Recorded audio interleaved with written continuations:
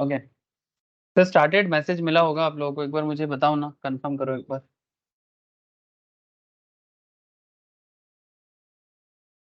Recording का message मिला होगा। हाँ सर, शुरू हो। ओके सर, ठीक है। तो चलो स्टार्ट करते हैं आज का इकोनॉमिक्स क्लास। तो इकोनॉमिक्स में क्या पढ़ेंगे सर?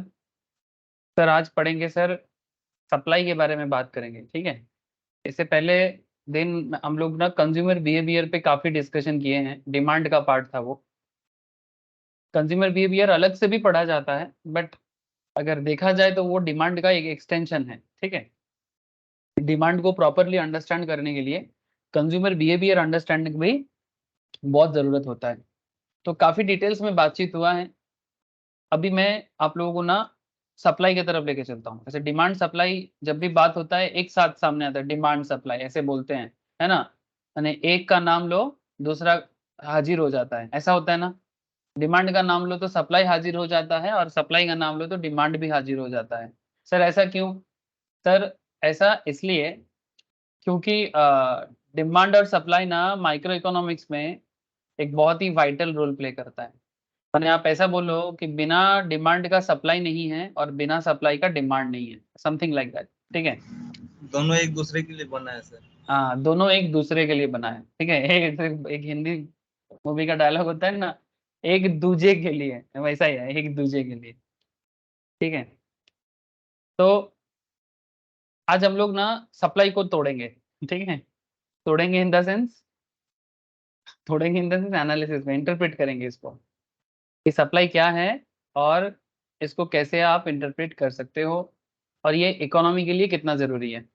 हर तरह का सप्लाई हो सकता है, मैंने सर्विस रिलेटेड सप्लाई हो सकता है, प्रोडक्ट रिलेटेड सर्विस सप्लाई हो सकता है। There are various kinds of supply in the economy. तो चलो मैं बात को आगे बढ़ाता हूँ, और फिर क्वेश्चन आंसर तो होगा ही, और इसके ऊपर टेस्ट भी होता है और क्लास में डिस्कशन भी होता है।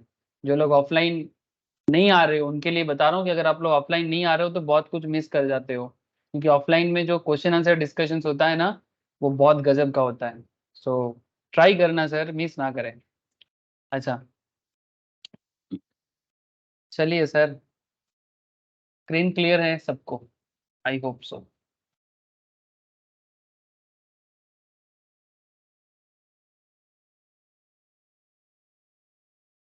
बहुत इंटरेस्टिंग कुछ डिस्कशंस लास्ट कुछ क्लासेस में हुआ है, और अनदर एक इम्पॉर्टेंट डिस्कशंस होने जा रहा है।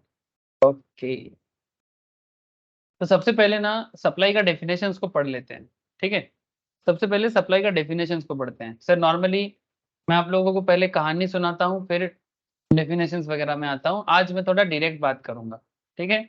आज एकदम डायरेक्टली मैं डेफिनेशंस पे आ जाऊंगा, और उसके बाद धीरे धीरे मैं आपको कहानी में भी लेके जाऊंगा। कहानी माने केस स्टडीज, या जहां पर जितना जरूरत होगा बताऊंगा। ऐसे मीनिंग ऑफ सप्लाई के बारे में इकोनॉमिक्स कहता है कि the term supply refers to the amount of good or service that the producers are willing and able to offer to the market at a various prices during a period of time. Okay, supply is a flow and the stock is not supply, because supply is the part of stock. Sir ये second part को 2 minute बाद बताते हैं। Supply is a flow, the stock is not supply, because supply is the part of stock. इसमें ना बाद में बात करते हैं।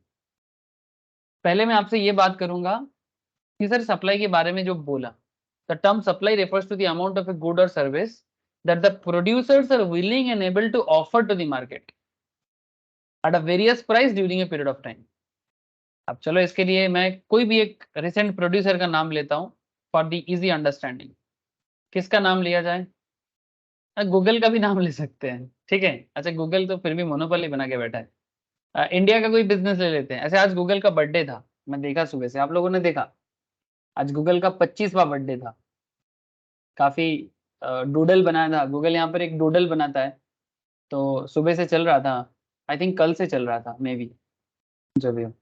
जैसे रिलायंस के बारे में क्या क्या ख्याल है आप लोगों का? रिलायंस, ठीक है।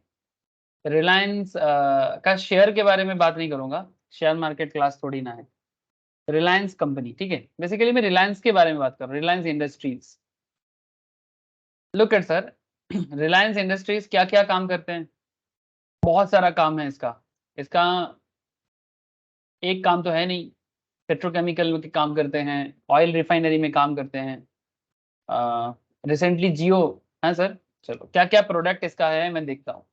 ऐसे आप लोग रिलायंस के बारे में जानते हो, oil gas, chemicals, petrochemicals, oil refining, retail, telecommunications, media, इतने सारे एरिया में रिलायंस काम करता है। तो रिलायंस का प्रोडक्शन है ना, और जो भी प्रोडक्शन वो करते हैं, जैसे कि ऑयल प्रोडक्शन करते हैं, गैस प्रोडक्शन करते हैं, केमिकल प्रोडक्शन करते हैं, पेट्रोकेमिकल्स को रिफाइन करके, उसका भी ऑयल को रिफाइन करना बहुत बड़ा काम है इनका।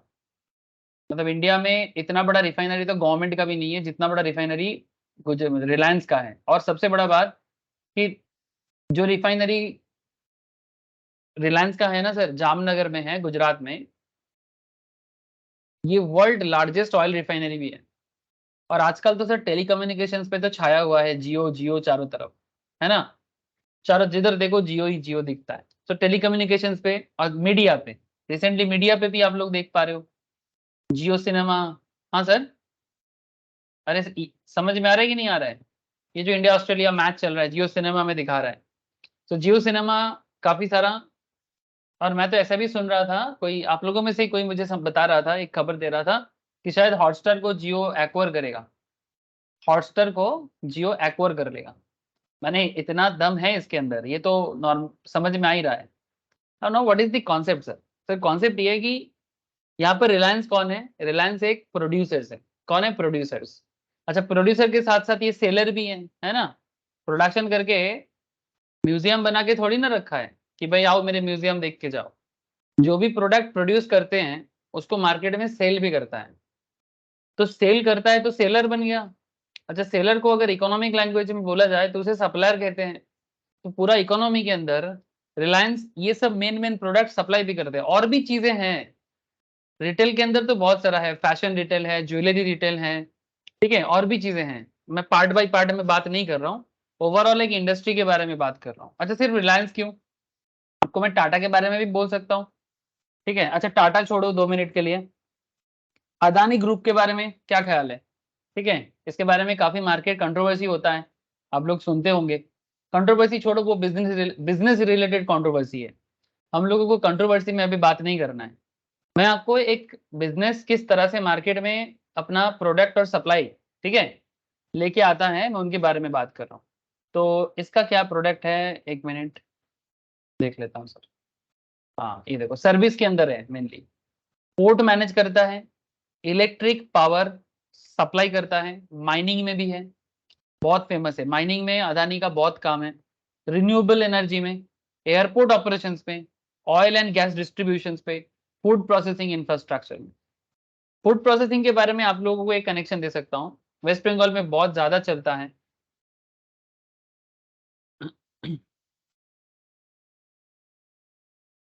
वेस्ट बंगाल में बहुत चलता है, एक एक ब्रांड है सर, फॉर्चून बोल के, नाम सुना आप लोगों ने? फॉर्चून तेल, आटा, मैदा सब बिकता है फॉर्चून का, उसमें सब। यस सर, हाँ, सोयाबीन भी। सोयाबीन भी सबसे ज्यादा, फॉर्चून ऑयल वेस्ट बंगाल में बहुत बिकता है। और not just in West Bengal, all over India का जो एडिबल ऑयल का मार्केट है, एडिबल ऑयल, ठीक है, वो अदानी का ही है, ये फॉर्चून का मार्केट है। ऑल ओवर इंडिया में बात कर रहा हूँ आपको। इवन बांग्लादेश में भी एक ब्रांड है, कुछ सोनार बांग्ला, कुछ ऐसा कुछ नाम है मोस्ट प्रोबेबली। बांग्लादेश का वो ब्रांड नाम तो जैसे बंगाली नाम होता है, वेस्ट बंगाल में भी होता है, तो बांग्लादेश भी बंगाली कल्चर का है ना, तो वहां पर भी एक ब्रांड है, वो भी अदानी का ही है। वो भी one of the big producers, मैंने supplier of oil, edible oil, जो खाने लायक तेल होता है, वो भी अदानी बेचता है।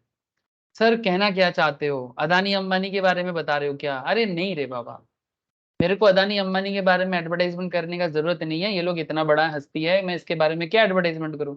मैं आपको एक बिजनेसमैन की कहानी बता रहा हूँ कि एक सप्लायर क्या करना चाहता है, देखो आप, और क्या कर दिया है।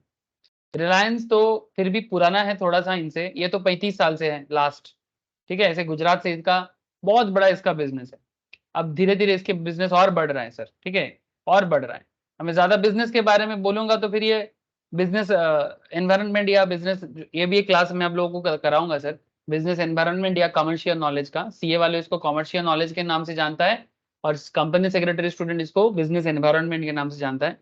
वहां पर ना मैं आपको एक एक कंपनी का एनालिसिस भी करवाऊंगा, क्योंकि वो सब आप लोगों के टॉपिक में है, सिलेबस में है। Now what is the point sir? Point अब चलो इकोनॉमिक्स में आ गए, ठीक है। So the term supply refers to the amount of good or service that producers are willing and able to offer to the market at a various price during a period of time. यही है supply. अब जो भी company है, अदानी ले लो, अंबानी ले लो, वो कुछ ना कुछ प्रोडक्ट बना रहा है और अलग अलग दाम पे अलग अलग प्रोडक्ट मार्केट को ऑफर कर रहा है, और हम लोग उसको लेने के लिए पागल होते हैं। कभी तेल लेते हैं तो कभी इंटरनेट भी खरीदते हैं।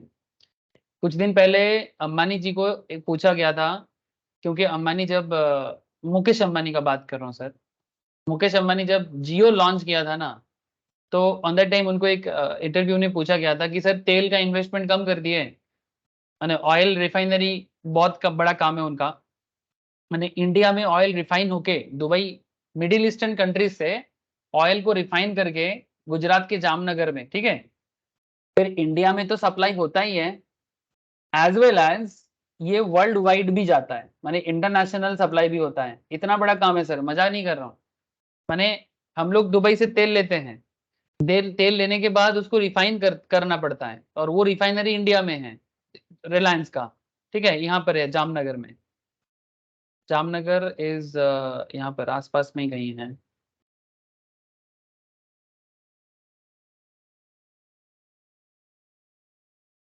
दिखाई दिया किसी को जामनगर?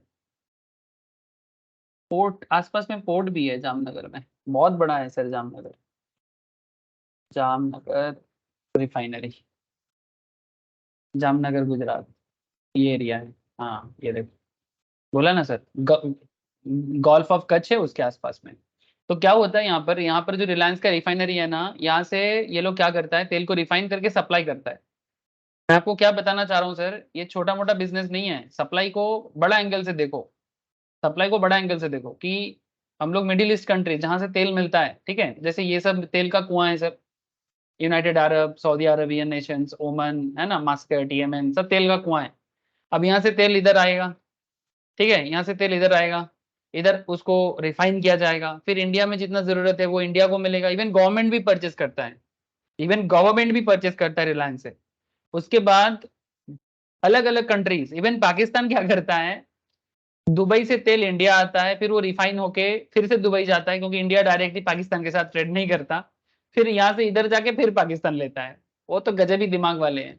और तेल ही नहीं, इवन भारत से सब्जी वगैरह भी दुबई होके पाकिस्तान जाता है। वो भारत का ही खाता है सर, लेकिन डायरेक्टली नहीं ले सकता। पता नहीं दिमाग में क्या चलता है, थोड़ा सा एडजस्ट कर ले इतना क्या छोड़ो सर, कंट्रोवर्सी हो जाएगा ना। अरे क्या फर्क पड़ता है, थोड़ा बहुत कंट्रोवर्सी अगर समझ में आ जाए तो अच्छा है ना।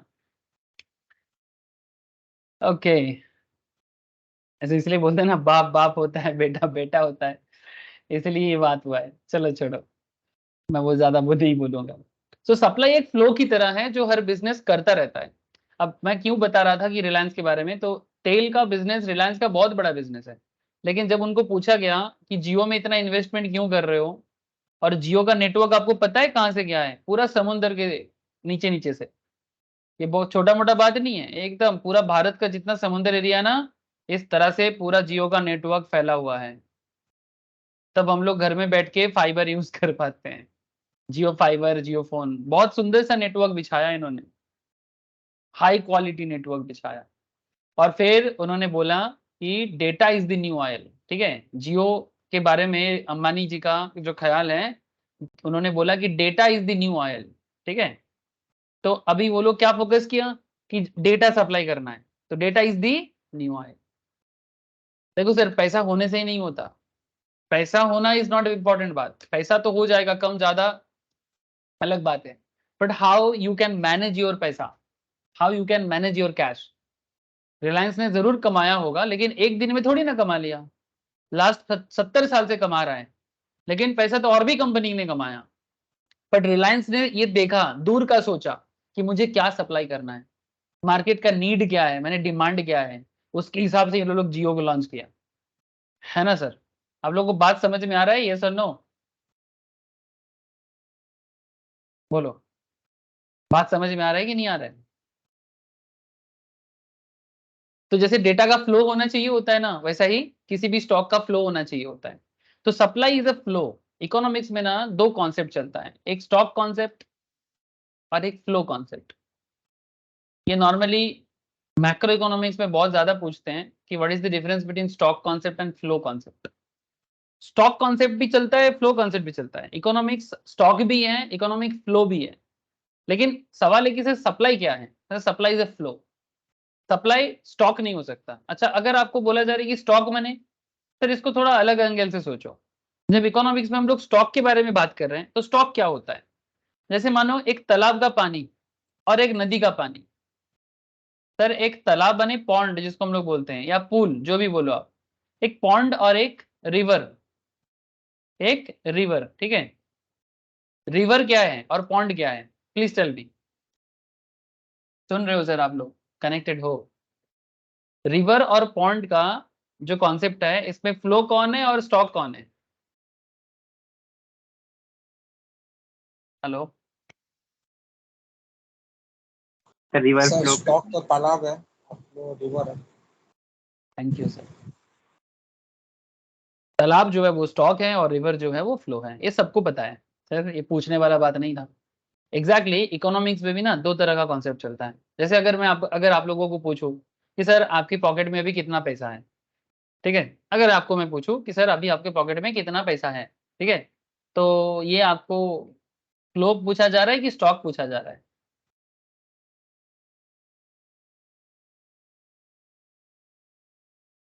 बोलो sir. If anybody ask you कि भाई कितना पैसा है तेरे पॉकेट में, ठीक है, या तुम्हारे पर्स में या तुम्हारे मनी बैग में, तो वो आपका फ्लो हुआ कि स्टॉक हुआ? स्टॉक। स्टॉक हुआ, थैंक यू। लेकिन अगर आपको कोई पूछता है कि भाई आप मंथली कितना कमा लेते हो, या एनुअल इनकम का ग्रोथ कैसे होता है आपका, ठीक है, कि एनुअल फ्लो ऑफ इनकम कितना है आपका, या फिर एनुअल इनकम, तो अब वो फ्लो हो जाएगा।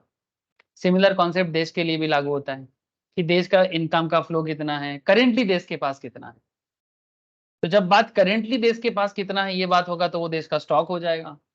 और जब देश के पास फ्लो कितना बढ़ सकता है तो उसको फ्लो बोला जाएगा, इनकम कितना आ सकता है। तो इकोनॉमिक्स में इसलिए दो कॉन्सेप्ट चलता है, फ्लो कॉन्सेप्ट भी चलता है, स्टॉक कॉन्सेप्ट भी चलता है। एक नदी के बहाव की तरह और एक तालाब की तरह। तो यहाँ पर सप्लाई क्या हो गया सर? सप्लाई फ्लो हो गया। The stock is not supply because supply is the part of stock. और आपके दुकान में जो प्रोडक्ट अभी है, ठीक है, किसी के दुकान में हर चीज का स्टॉक हो सकता है। सपोज आप बिस्किट्स बेचते हो तो बिस्किट का स्टॉक है, किताब बेचते हो तो किताब का स्टॉक है, डेटा बेचते हो तो डेटा का स्टॉक है। तो जब आपकी दुकान में कोई स्टॉक होता है ना, तो स्टॉक एक्चुअली आपको सप्लाई करने के लिए रखा हुआ है। दुकानदार अपनी दुकान में जो भी रखता है वो सप्लाई करने के लिए रखता है। तो बिस्किट की दुकान में बिस्किट मिलेगा, डेटा के दुकान में डेटा मिलेगा। डेटा मैंने मैं नेटवर्क डेटा का बात कर रहा हूँ, ठीक है। या फिर अगर आपको मैं बोलूँ कि बिल्डिंग जो बेचता है वो बिल्डिंग भी उनके लिए स्टॉक है। जो रियल एस्टेट कंपनीज होते हैं ना, वो बिल्डिंग बना के बेचता है, तो बिल्डिंग भी उनके लिए स्टॉक हो जाता है। तो इसलिए stock is not supply because supply is the part of stock. तो this is how supply flow है कि स्टॉक है ये पूछते हैं, इसलिए आपको ये चीज समझना जरूरी था। तो सप्लाई फ्लो है, stock is not supply because supply is part of stock. Supply stock का पार्ट है। अब यहाँ पर आपको और आगे बढ़ना है sir. Sir determinants of supply, अब ये जो रिलायंस ले लो, अदानी ले लो, अंबानी ले लो, जिसका भी नाम ले लो, टाटा ले लो, बिरला ले लो, है ना, जिसका नाम लेना है ले लो।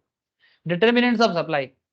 अब जब भी ये कोई प्रोडक्ट सप्लाई करता है ना, अब अच्छा बात सिर्फ अदानी अंबानी पे ही क्यों हो, कोई भी बिजनेसमैन, एनीबडी, आपके घर में अगर बिजनेस है तो वो बिजनेस भी, या फिर आपके अगल बगल में, मेरे अगल बगल में जो भी बिजनेसमैन है, द बिजनेस वर्ल्ड, ओके, हमारे आसपास में अगल बगल में बिजनेस वर्ल्ड है ना, तो वो बिजनेस वर्ल्ड ना हमेशा सप्लाई के बारे में सोचता है। अच्छा, जब भी वो सप्लाई के बारे में सोचता है तो उसको ना सप्लाई डिटर्मिनेंट्स करने के लिए ना उनको कुछ चीजें सोचना पड़ता है। माने क्या क्या ऐसा फैक्टर्स हैं जो सप्लाई को अफेक्ट करता है। ये स्पेलिंग थोड़ा मिस्टेक, इसे कहते हैं डिटर्मिनेंट्स ऑफ सप्लाई। अब आप बोलोगे सर डिमांड का भी ऐसा था ना, जो लोग डिमांड का क्लास कर चुके हैं उनको पता है, जो नहीं किए वो बैकअप से करो या फिर बाद में। मैं रिसेंटली ऑफलाइन में भी बात कर रहा था डिमांड के बारे में, जो लोग क्लास मिस किए हैं। तो इसलिए बोलता हूँ सर, मिस ना करें कभी भी, कोई भी बात हो जाएगा। Supply equals to functions of P, P R, P F, T, G, E, O. Sir ये क्या है? Supply equals to functions of P, functions of P R, functions of PF, functions of T, functions of G, functions of A and functions of O। Sir इसका मतलब क्या है? Sir society में या economy में कोई भी प्रोडक्ट का सप्लाई या किसी भी बिजनेसमैन का सप्लाई, जो जिस चीज का वो बिजनेस करता है, वो कुछ मैटर पे डिपेंड करता है। जैसे आप जिस चीज का बिजनेस करते हो उसका एक दाम होता होगा, है ना? तो price of the product is one of the sole criteria, one of the main criteria, कि हम जिस चीज का बिजनेस करेंगे उसका मार्केट में दाम कितना है। सपोज आप एक एंटरप्रेन्योर बनना चाहते हो या ऑलरेडी हो, ठीक है? अगर आप ऑलरेडी एक एंटरप्रेन्योर हो या फिर आप स्टार्टअप के एंगल से भी सोचो, ठीक है? आप लोगों को पता है गवर्नमेंट ऑफ इंडिया का एक प्रोग्राम है स्टार्टअप इंडिया बोल के, सुने हो आप लोग कभी? नहीं सुना? Yes sir. हाँ सुना ना सर? सुने सर।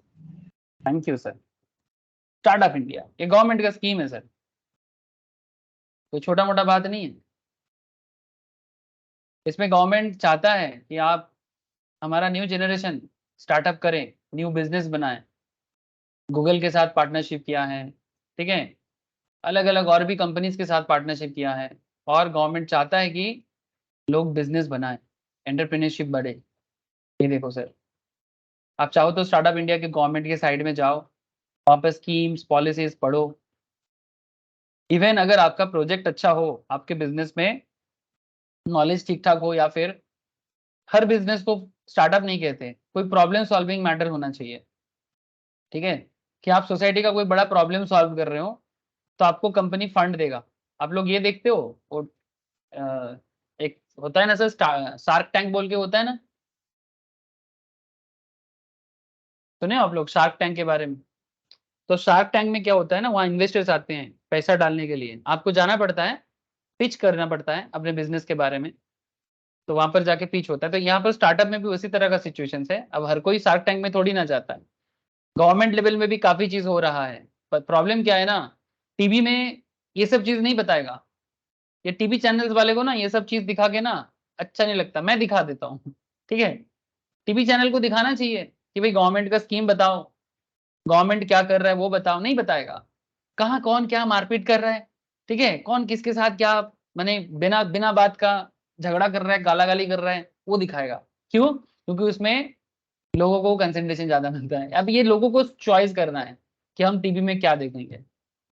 अगर लोग गलत चीज देखना बंद कर देगा ना, तो टीवी कंपनीज भी ना, टीवी चैनल्स भी अच्छा चीज दिखाएगा। It's fully depend on choice of the public. तो हम लोग अपना चॉइस बदल दें तो टेलीविजन कंपनी भी अपना चॉइस बदल देगा। ये मारपीट दंगा ना देख के हम लोग अच्छा चीज भी दिखा सकते हैं। चलो मैं दिखा रहा हूँ, आप देख लो, ठीक है? तो यहाँ पर आप जाओ, यहाँ पर जाके स्कीम पॉलिसीज देखो, गवर्नमेंट सपोर्ट मिलेगा, ठीक है? वुमेन एंटरप्रेन्योरशिप के लिए भी स्पेशल सपोर्ट है। इंक्यूबेटर फ्रेमवर्क, ये इंक्यूबेशन सेंटर्स चार्टर्ड इंस्टीट्यूट के अंदर भी है, institute of chartered accountants of India भी इंक्यूबेशन सिस्टम बना लाया है सर। अगर आपके अंदर कोई स्पेशल स्किल है ना, बिजनेस स्किल, ओके, आप इंस्टीट्यूट ऑफ चार्टर्ड के साथ वहां पर जाके उसको प्रोजेक्ट जमा कर सकते हो, ठीक है? फिर उसको गवर्नमेंट स्टार्टअप के साथ कनेक्ट होके आपको फंड मिल सकता है। बहुत कुछ है, बस जानना देरी है और उसके बारे में काम करना क्या देरी है, ठीक है? सीड फंड मिलेगा। सीड फंड माने जब स्टार्टिंग में बिजनेस बनता है तो उसका फंड इकट्ठा होता है, उसको सीड फंड बोलते हैं। ये कमर्शियल टर्म है सर, फाइनेंशियल टर्म है, ठीक है? अब चलो मैं ज्यादा तो नहीं बोलूंगा, नहीं तो ये स्टार्टअप का क्लास हो जाएगा, ठीक है? एक्चुअली इकोनॉमिक्स हर एक मैटर में बात करता है, तो मैं अपने आप को रोक नहीं पाता। तो जब भी आपको न्यू बिजनेस बनाना है ना, सपोज आप नमक का बिजनेस करना चाहते हो, सॉल्ट, ठीक है? सपोज आपके पास 1 लाख का कैपिटल है, आप सोच रहे हो मुझे सॉल्ट का बिजनेस करना है या डायमंड का बिजनेस करना है। सर मेरा बात को गलत ना ले, ठीक है? Suppose you have 1 lakh capital currently in your pocket, okay? तो आप मुझे बताओ 1 लाख कैपिटल से सॉल्ट का बिजनेस स्टार्ट कर सकते हैं कि डायमंड का बिजनेस स्टार्ट कर सकते हैं? कौन सा फिजिबल लग रहा है?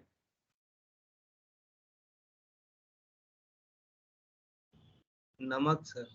नमक कर सकते हैं, डायमंड नहीं कर पाएंगे ना, नहीं हो पाएगा। डायमंड तो एक डायमंड का रिंग भी नहीं आ पाएगा शायद ठीक ठाक से।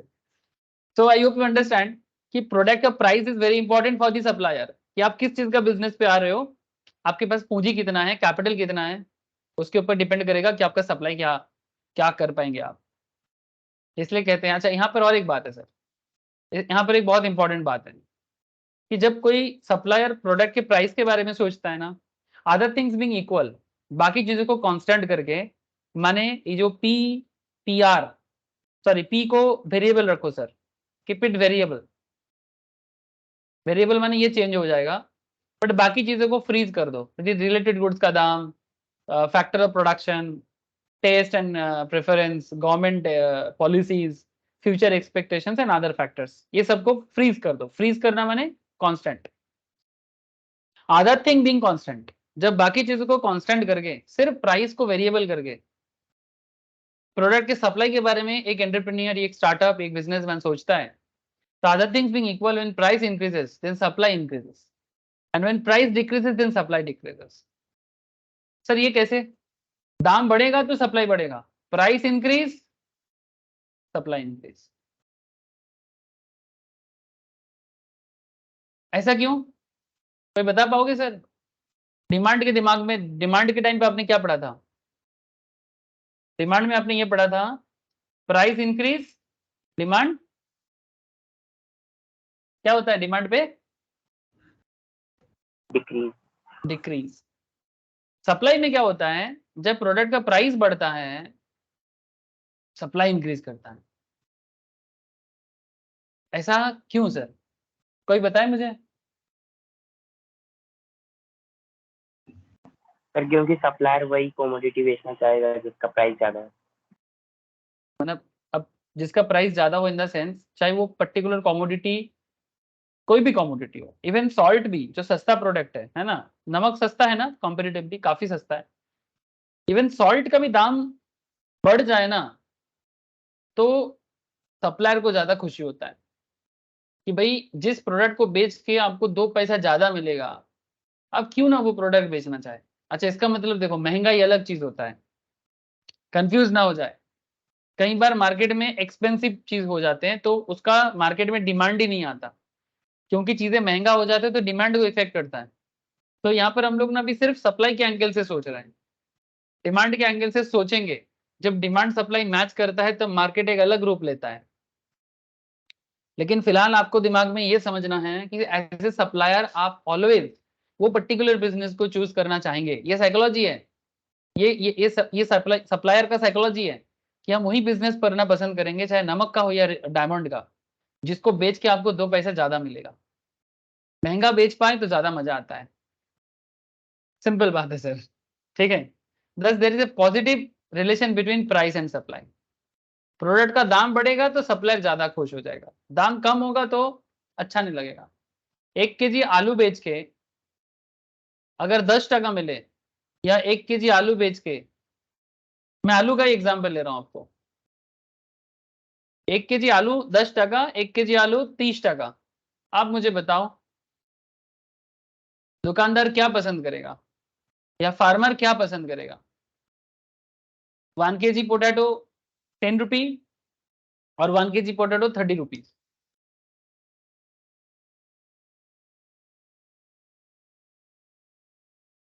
क्या प्रेफर करेगा वो? तो 30 रुपये वाला।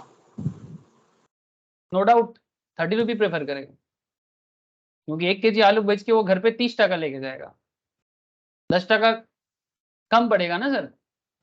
अच्छा, अब यहाँ पर एक पॉइंट है सर, अगर ये 30 से 50 हो जाए या 60 हो जाए तो क्या सेलर पसंद करेगा?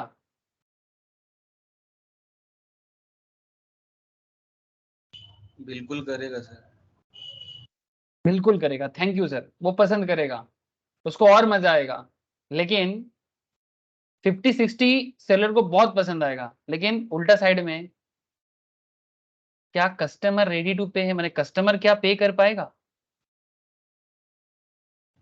No sir. ये क्वेश्चन है, ये क्वेश्चन। तो अगर मार्केट में कस्टमर दाम देने पे असक्षम हो जाता है, लोगों का इतना इनकम नहीं है कि 60 टका केजी आलू खाए, अगर ऐसा सिचुएशन होता है तब सेलर खुद भी बोलेगा भाई दाम कम करो, क्योंकि ज्यादा दाम में बेचना तो चाह रहे पर मार्केट में डिमांड नहीं है, तो ऑटोमेटिकली वो चाहेगा कि दाम कम हो जाए या दाम कम कर देगा। सो डिमांड सप्लाई अपने आप में एडजस्ट करेगा, लेकिन अगर सप्लायर का साइकोलॉजिकल एंगल देखा जाए, ठीक है, तो ऑलवेज वो चीज ज्यादा बेचना पसंद करेगा जो महंगा हो, माने जो जिसका दाम बढ़ेगा, जिसको बेच के थोड़ा ज्यादा मिलेगा, वो ऑलवेज वही प्रेफर करेगा। ये सप्लायर का टेक्निक होता है। तो वेरी सिंपल कॉन्सेप्ट सर। इसीलिए रिलेशनशिप प्राइस और सप्लाई का पॉजिटिव होता है। Price increase, supply, price decrease, supply decrease. याद रहेगा?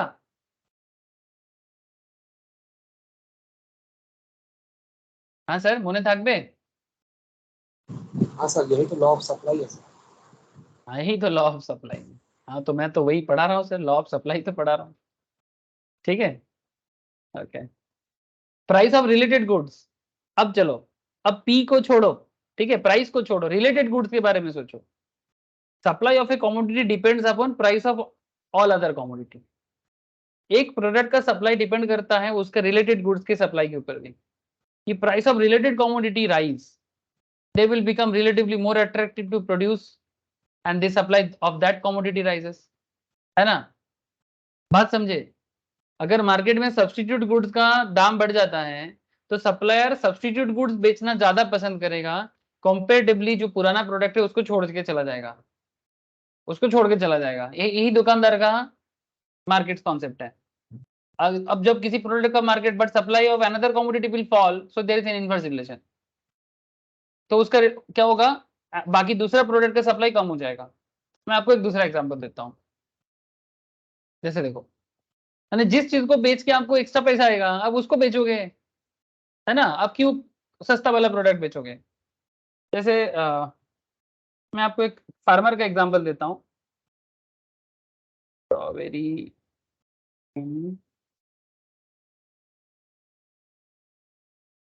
वेस्ट बंगाल में एक डिस्ट्रिक्ट है, डिस्ट्रिक्ट का नाम है बांकुड़ा डिस्ट्रिक्ट। ठीक है सर, बांकुड़ा डिस्ट्रिक्ट कोलकाता से 150-200 किलोमीटर दूर में है। इसके ऊपर 2015-16 से ये ट्राई हो रहा था। ठीक है, क्या ट्राई हो रहा था? कि स्ट्रॉबेरी खेती किया जाए। नॉर्मली स्ट्रॉबेरी ठंड के मौसम में होता है ना, जहाँ पर ठंडा होता है, जैसे कश्मीर, हिमाचल प्रदेश, है ना, उत्तराखंड, ये सब एरिया। या फिर सबसे ज्यादा स्ट्रॉबेरी होता है महाबलेश्वर इन महाराष्ट्र। ठीक है, महाराष्ट्र का हिल स्टेशन है, वो पूरा एकदम, क्या बताऊं आपको, मतलब एकदम टॉप लेवल स्ट्रॉबेरी का खेती होता है वहां पर। बहुत अच्छा स्ट्रॉबेरी का खेती होता है। अब मैं आपको वही चीज बता रहा हूँ कि ये जो बांकुड़ा में जो स्ट्रॉबेरी का खेती हुआ है, बांकुड़ा एक हॉट एंड ह्यूमिड कल्चर है सर, ये देख सकते हैं आप। लेकिन हॉट ह्यूमिड कल्चर मतलब एक एनवायरनमेंट में भी स्ट्रॉबेरी खेती हो रहा है। अब आप बोलोगे सर क्यों ऐसा ऐसा क्यों फार्मर्स क्यों कोशिश कर रहे हैं? सर फार्मर्स इसलिए स्ट्रॉबेरी का ये कोशिश इसलिए कर रहे हैं क्योंकि इसको खेती करके आपको एक्स्ट्रा पैसा मिलेगा। कॉम्पेरेटिवली इसी खेत में अगर आप आलू लगाते हैं, बांकुड़ा में ऐसे आलू पोटैटो भी अच्छा होता है। ठीक है, चंद्रकुना बोल के एक जगह है, बांकुड़ा, आरामबाग, ऐसे बहुत कनेक्टेड एरिया है सब, वहां पर आलू का खेती भी अच्छा होता है। लेकिन आलू का मार्केट में ऑलरेडी बहुत सारे सप्लायर हैं। आजकल दो चीज का बहुत खेती चल रहा है, एक स्ट्रॉबेरी का और एक ड्रैगन फ्रूट का। समझ रहे हो सर? आप लोग ड्रैगन फ्रूट भी देखे होंगे।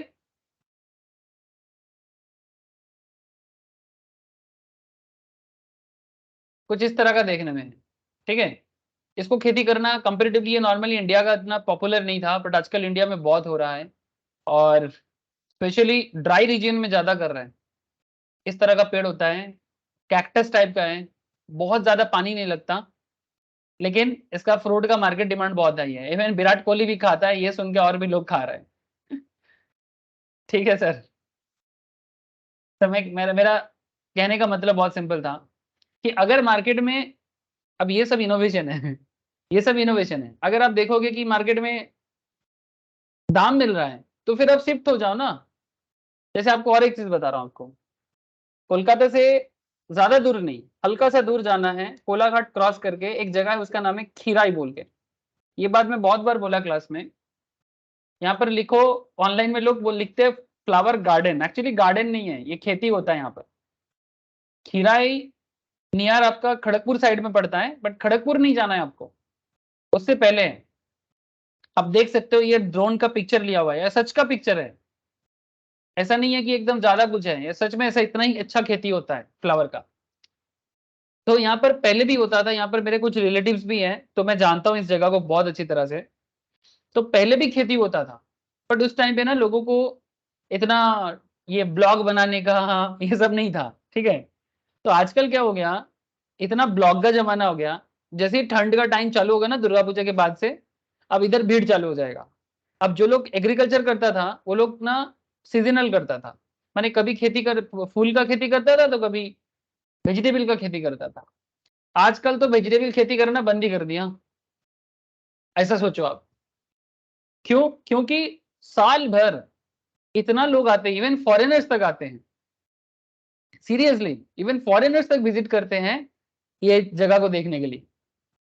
और वो लोग फूल का खेती और बढ़ा दिया, और यहाँ पर फूल का खेती हो रहा है, वहां पर जाके आपको सेल्फी खींचने दे रहा है, फोटो सेशन दे रहा है, ब्लॉग बनाने दे रहा है, उसका अलग चार्ज ले रहा है, ठीक है। तो एक विलेज इकोनॉमी में गजब का, सामने ट्रेन स्टेशन है, ठीक है, और गजब का एक डेवलपमेंट हुआ है सर, ठीक है, काफी इनकम ग्रोथ हुआ है। I hope you understand. Hello, visit करना सर, ज्यादा दूर नहीं है, ठंड के टाइम पे जाना, बहुत फूल का मेला लगा हुआ है। जानते हो आप लोगों में से कोई ये वाला खिराई, जानते हो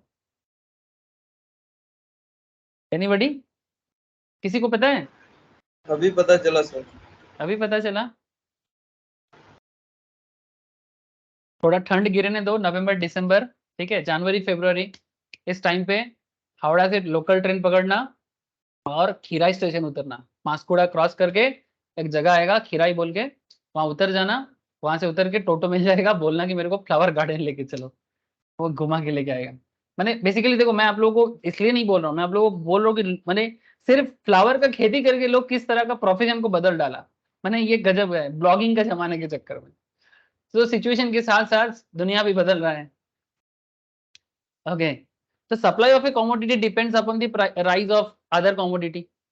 वही मैं बोलना चाह रहा हूँ कि अगर वेजिटेबल खेती करके आपको उतना पैसा नहीं मिलता है, ठीक है, तो वेजिटेबल सप्लाई करके आपका अर्निंग कम है, तो ऑटोमेटिक बात है उसका सब्स्टिट्यूट क्या है, एक फार्मर्स के लिए वही जमीन, फार्मर्स के लिए जमीन वही है, वहां पर वेजिटेबल भी लगा सकता है, वहां पर फ्लावर भी लगा सकता है, समझ रहे हो सर, फ्लावर भी लगा सकता है। अब वो क्या करेगा, अगर फ्लावर खेती करके आपको अर्निंग ज्यादा होगा तो नो डाउट आप उसमें शिफ्ट कर जाओगे ना। अब कुछ दिन बाद ऐसा होगा ऐसा भी होगा कि भाई वेजिटेबल में ज्यादा पैसा है तो वेजिटेबल में शिफ्ट हो जाएगा, उसमें क्या है, उसमें क्या है, तो इट्स ऑल डिपेंड्स, ठीक है। तो ये हो गया रिलेटेड प्रोडक्ट्स के ऊपर बेस करके क्या हो सकता है, ठीक है। अब रिलेटेड का भी अलग अलग है, सब्स्टिट्यूट भी होता है, कॉम्प्लीमेंट्री भी होता है। सब्स्टिट्यूट माने जब दोनों गुड्स ही चाहिए होता है, ठीक है। दोनों गुड्स मतलब जैसे आप लोगों को पता है सब्स्टिट्यूट गुड कैसे होते हैं, जैसे पेट्रोल बाइक है ना, दोनों एक साथ है तो कुछ काम है, पेन एंड इंक एक साथ है तो कुछ काम का है ना। तो गाड़ी या गाड़ी का पार्ट्स, सब्स्टिट्यूट माने, सॉरी मैं गलत बोला, ये सब कॉम्प्लीमेंट्री है, सॉरी सॉरी सॉरी सॉरी, गलत बोल दिया सर, मुंह से गलत बात निकल गई। ये कॉम्प्लीमेंट्री है, माने एक साथ है तो कुछ काम का है, सब्स्टिट्यूट माने तो या तो ये ले लो वो तो दूसरा ले लो, जैसे कि सब्जी और vegetable, sorry vegetable and flower मैंने जो ले रहा था, या तो वेजिटेबल का खेती कर लो या तो फ्लावर का खेती कर लो, सब्स्टिट्यूट हो गया, ठीक है। और कॉम्प्लीमेंट्री में क्या होगा, करना है तो दोनों एक साथ करो, करना है तो दोनों एक साथ करो। तो वही बात यहाँ पर कर रहा है कि जब एक कॉमोडिटी का प्राइस बढ़ता है, ठीक है, the supply of a commodity depends upon the price of all other commodity. ये price of related commodity rise, अगर रिलेटेड कॉमोडिटी का दाम बढ़ जाता है मार्केट में, they will become relatively more attractive to produce and the supply for that commodity rises, ठीक है, and vice versa, and but supply of another commodity will fall, so there is an inverse relation, है ना। बात clear है sir, related goods के साथ supply का connection समझ में आ गया? Tell me sir, related goods के साथ सप्लाई का कनेक्शन समझ में आ गया सर?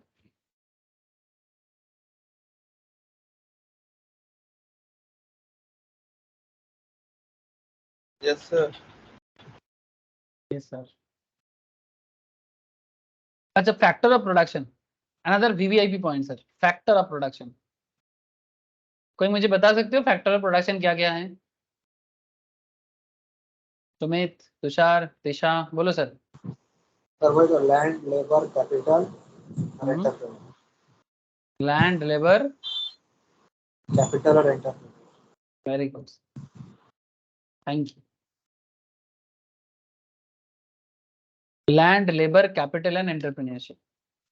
नाउ किसी भी चीज को बनाने के लिए ये 4 फैक्टर ऑफ प्रोडक्शन चाहिए होता है, इसके बिना बिजनेस नहीं हो सकता। जैसे हम लोग गाना गाते हैं ना, इसके बिना क्या जीना यारो, है ना, इश्क बिना क्या मरना यारो। तो ऐसे ही बिजनेस भी ये गाना गाता है कि लैंड, लेबर, कैपिटल, एंटरप्रेन्योर बिना क्या जीना यारो, लैंड, लेबर, कैपिटल, एंटरप्रेन्योर बिना क्या मरना यारो। ठीक है, मैंने इसके बिना बिजनेस हो ही नहीं सकता। कोई भी बिजनेस दुनिया में बना लो, आपको जमीन चाहिए। अच्छा, जमीन का मतलब सिर्फ खेती बाड़ी वाला जमीन नहीं सर। नॉर्मली लोग जब लैंड के बारे में सोचते हैं ना, या तो घर बनाने का लैंड के बारे में सोचते हैं, या फिर खेती करने का लैंड के बारे में सोचते हैं, या तो एग्रीकल्चरल लैंड या तो property land. No sir, land का डेफिनेशन इन इकोनॉमिक्स बहुत बड़ा है। इवन बड़ा बाजार में अगर आपका आजकल बहुत वायरल है एक यूट्यूबर, आप लोग नाम सुने हो? बड़ा बाजार में एक कचौड़ी वाला बहुत वायरल हुआ है। ये ब्लॉगर लोगों के साथ ये भाई देखता है, मैं उनके उसी से मेरे को खबर मिला है। छंगानी कचौड़ी बोल के बड़ा फेमस हुआ है सर। ऐसे बहुत पुराना है, मैं बहुत बचपन में भी खाया था, बट आजकल ब्लॉगर लोग वहां पर जाके बड़ा फेमस कर दिया जगह को। ठीक है, झगड़ा भी हो गया, ब्लॉगर लोग आ जाते हैं तो छंगानी कचौड़ी वाला ना बहुत ज्यादा गुस्सा हो जाता है, बोले काम के टाइम पे आ जाते हैं आप लोग। ठीक है, इसका कचौड़ी जलेबी, ठीक है, is very popular. Even in अलग स्टेट से भी ब्लॉगर लोग आ रहे हैं इसका कचौड़ी टेस्ट करने के लिए। आप लोग भी जा सकते हो ठीक है, सुबह सुबह लाइन लगता है कचौड़ी का। ठीक है, कचौड़ी, सब्जी और जलेबी। ठीक है सर, देख के ही खाने का मन कर गया क्या? चलो छोड़ो सर, सुबह सुबह नाश्ता करने चले जाना बड़ा बाजार। ना what is the point sir? ना पॉइंट ये है, छंगानी कचौड़ी कहाँ बेचता है? बड़ा बाजार में बेचता है। अब इसको आप सोचो सर, एक कचौड़ी का बिजनेस करने के लिए इसको एक छोटा सा जगह भी, ये दुकान तो पहले नहीं था, फुटपाथ में एक छोटा सा दुकान था, इतना सा, समझ रहे हो सर? अब ये भी लैंड है इकोनॉमिक्स में। कोलकाता में इतना सा जगह से लोग लाखों कमाते हैं, मजाक नहीं कर रहा हूं। कोलकाता में अगर किसी के पास इतना सा, ये तो फिर भी बड़ा है, इससे भी छोटा जगह होता है। मैंने इस पार्ट, इसको भी ना 2 हिस्सों में बांट दो आप, ऊपर एक बंदा दुकानदारी कर लेगा, नीचे एक बंदा दुकानदारी कर लेगा। ऐसा भी दुकान चलता है बड़ा बाजार साइड में, सेंट्रल एवेन्यू में, मैंने मैं पुराने कोलकाता में। बॉम्बे में तो और भयंकर। एस्प्लैनेड या धर्मतला में जाओगे ना, एक दीवार का भी क्या वैल्यू है पता लग जाएगा। अगर आपको एक छोटा सा दीवार मिल जाए कहीं पर, वाल वाल, उसी का भाड़ा देना पड़ता है 10,000 का वाल का। तो लैंड का मतलब in economics not not just की एग्रीकल्चरल लैंड, नॉट जस्ट की कोई क्या बोलते हैं उसको, प्रॉपर्टी का लैंड, इतना सा नहीं है। लैंड का मतलब बहुत बड़ा है। तो कहने का मतलब इतना है कि जब कोई प्रोडक्ट को प्रोड्यूस करना है तो उससे भी डिपेंड करता है कि उसका सप्लाई कैसे होगा। जैसे कि छंगानी छंगानी कचौड़ी जो बड़ा फेमस है, बीकानेरी कचौड़ी वाले हैं सर, आज से नहीं बहुत पुराने दिनों से ये लोग हैं कोलकाता में। तो इनको बेचने के लिए एक लैंड का जरूरत है, इनको बेचने के लिए लेबर देना पड़ता है। अच्छा, लेबर का मतलब क्या सर? लेबर का मतलब होता है जो मेहनत आप देते हो, कोई भी। अच्छा, लेबर माने क्या सिर्फ जो सामान होता है? नहीं, in economics labour in the sense anybody जो अपने mental labour as well as physical labour दोनों देता है, वो लेबर है। हम लोग सोफिस्टिकेटेड वे में जो फिजिकल लेबर करते हैं उन्हीं को लेबर मानते हैं, और जो मेंटल लेबर करते हैं उनको हम लोग सैलरीड पर्सन, एग्जीक्यूटिव, है ना, ऐसे बोलते हैं। लेकिन इकोनॉमिक्स ना बाइफरकेट नहीं करता। इकोनॉमिक्स का कहना है आप फिजिकल लेबर करो, आप मेंटल लेबर ही दो, जो भी करो भाई, आप लेबर हो, आप लेबर हो। जो सर पे 100 की जो किलो का वजन ढोता है, और जो सारा दिन दिमाग का काम करता है, सॉफ्टवेयर डेवलपर है, टीचर है, डॉक्टर है, कोई भी है, वो सब कोई लेबर है, ठीक है। तो लैंड, लेबर, अच्छा आपको बिजनेस करने के लिए कैपिटल का जरूरत तो पड़ेगा ही, और आप जो इतना रिस्क उठा के कचौड़ी बेचने के लिए आ गए हैं, ठीक है, अब एंटरप्रेन्योर बन गए। पता नहीं आपका कचौड़ी टेस्टी होगा कि नहीं होगा, पता नहीं आपको कोई पसंद करेगा कि नहीं करेगा, पता नहीं यहाँ के लोग पहले कभी कचौड़ी खाया कि नहीं, या फिर ये भी नहीं पता कि ये जो कचौड़ी का स्टाइल है ना, ये ठोस कचौड़ी टाइप का स्टाइल, ये कोलकाता में इतना नहीं चलता था, लेकिन ये न्यू स्टाइल ऑफ कचौड़ी है जो कोलकाता के फैशन के साथ मैच नहीं करता, ठीक है। यहाँ पर लोग लूची खाता है, राधा बल्लभी खाता है, ऐसा कचौड़ी नॉर्मली नॉर्थ इंडिया में चलता है। तो यहाँ का लोग वो पसंद करेगा नहीं करेगा, रिस्क तो है ना sir, risk is always there, और रिस्क जो कंट्रोल कर पाता है वही वही बन पाता है सर, वही बन पाता है एंटरप्रेन्योर।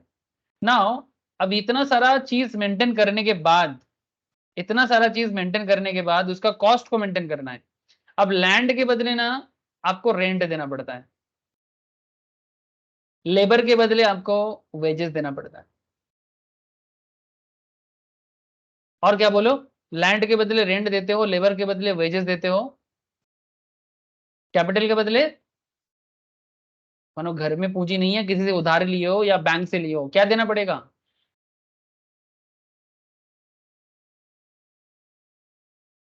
हाँ सर, कैपिटल के बदले क्या देना पड़ता है? इंटरेस्ट। Thank you sir. और कोई एंटरप्रेन्योर है तो वो क्या लेगा बिजनेस से?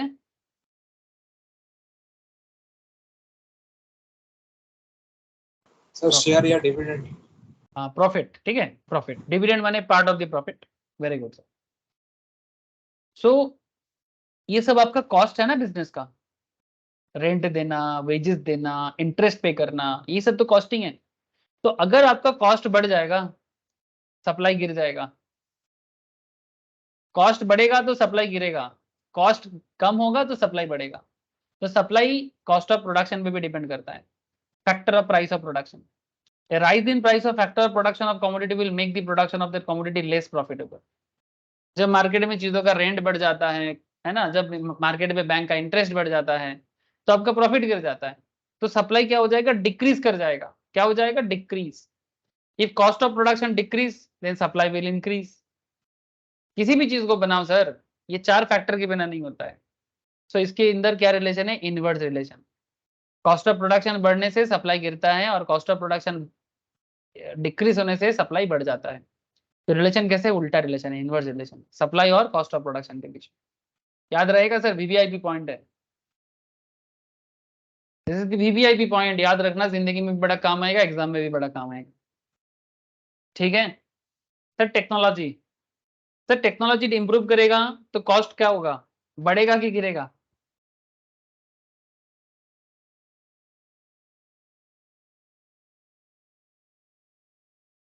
टेक्नोलॉजी इंप्रूव होगा तो कॉस्ट बढ़ेगा कि गिरेगा? Please tell me. कॉस्ट बढ़ेगा। हाँ, कॉस्ट राइज होगा। सर आप लोग बिजनेस के एंगल से सोचो, आजकल हम लोग ऑनलाइन पेमेंट करते हैं, है ना। आप मुझे एक चीज बताओ, ऑनलाइन पेमेंट पे गवर्नमेंट का इफेक्टिव कॉस्ट कम हुआ है कि बढ़ गया है?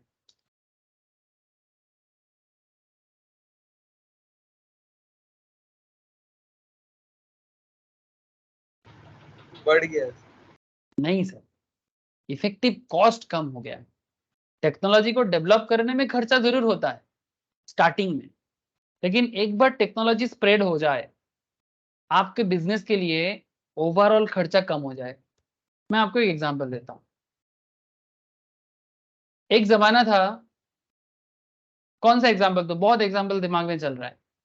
चलो मैं आपको, आटा आटा मिल देखे हो आप लोग गांव साइड में?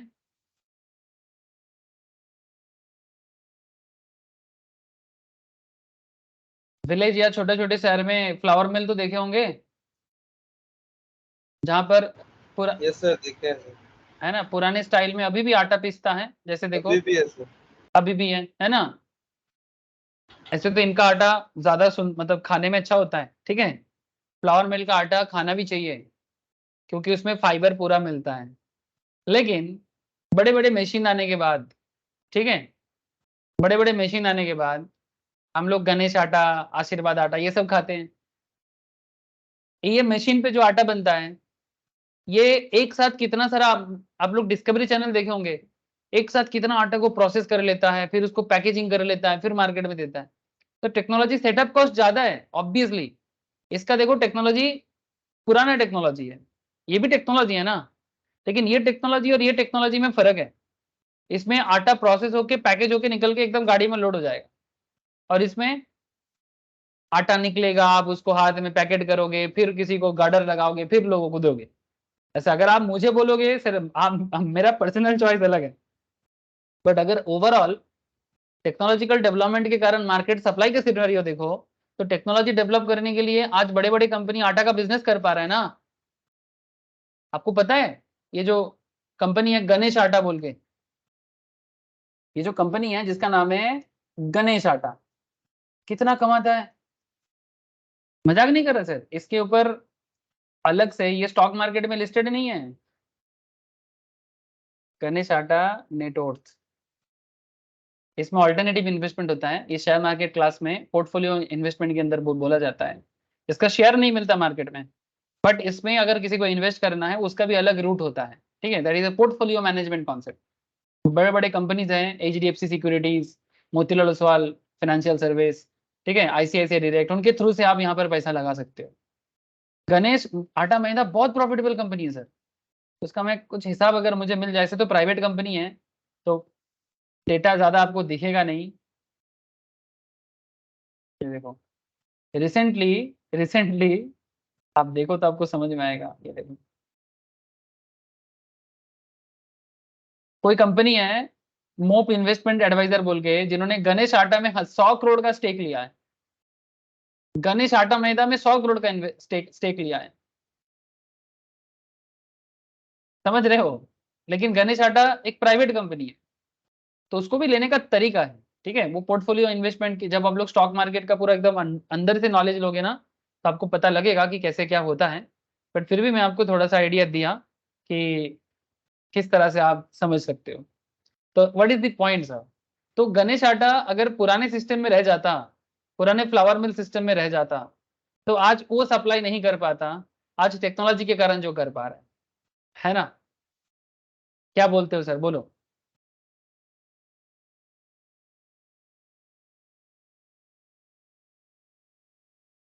हाँ सर, बात समझ में आया कि नहीं आया, यस और नो।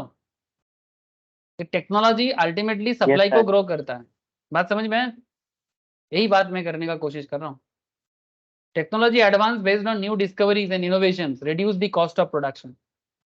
अब जैसे बहुत लोग ना चिल्ला रहे हैं, रिसेंटली जैसे भारत चांद पे चला गया ना, इंडिया चांद पे पहले भी गया था, बट उस टाइम पे हम लोग जब लैंड किए थे तो लैंडिंग सॉफ्ट नहीं हुआ था, तो हमारा जो मशीन था, क्या बोलते हैं उसको, रोबोट था, वो टूट गया था, चंद्रयान।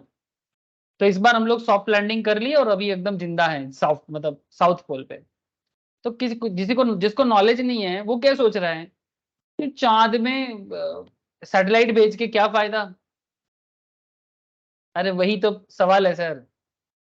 आज USA दादागिरी क्यों मारता है, आज जापान दादागिरी क्यों मारता है, आज चाइना दादागिरी क्यों मारता है, हाँ रशिया क्यों दादागिरी मारता था, अभी भी है, क्योंकि उनका टेक्नोलॉजी डेवलप है।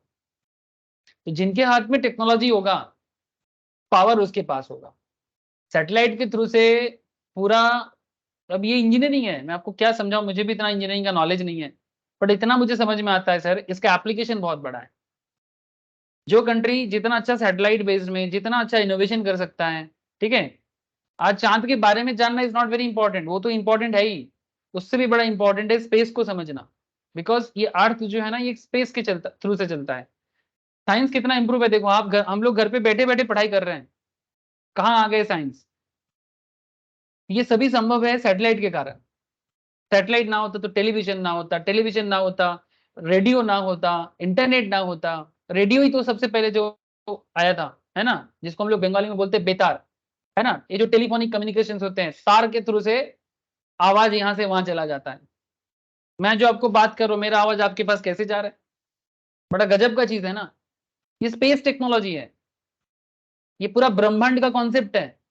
आप लोग शायद सुने होंगे कि ब्रह्मांड में एक आवाज गूंजता है जिसका नाम एज पर हिंदू सिस्टम पे इसको बहुत यूज किया जाता है, ओम बोलता है। सुने होंगे सर आप लोग ऐसे, ओम सुना है सर? इसको धर्म के साथ ना जोड़े सर, इसको धर्म के साथ ना जोड़े, ठीक है? It's not a religious practice, it's a scientific concept. ये नासा ने भी प्रूव कर दिया कि पूरा दुनिया का जो साउंड है ना, वर्ल्ड का, जो स्पेस में, सिर्फ वर्ल्ड का नहीं, पूरा स्पेस में, यूनिवर्स में एक साउंड गूंजता है जहां से सृष्टि हुआ है, क्रिएशन हुआ है, उस साउंड का नाम है ओम। माने उसको अगर गौर से सुना जाए तो वो ओम करके आवाज करता है। तो जस्ट सोचो कि साइंस क्या है।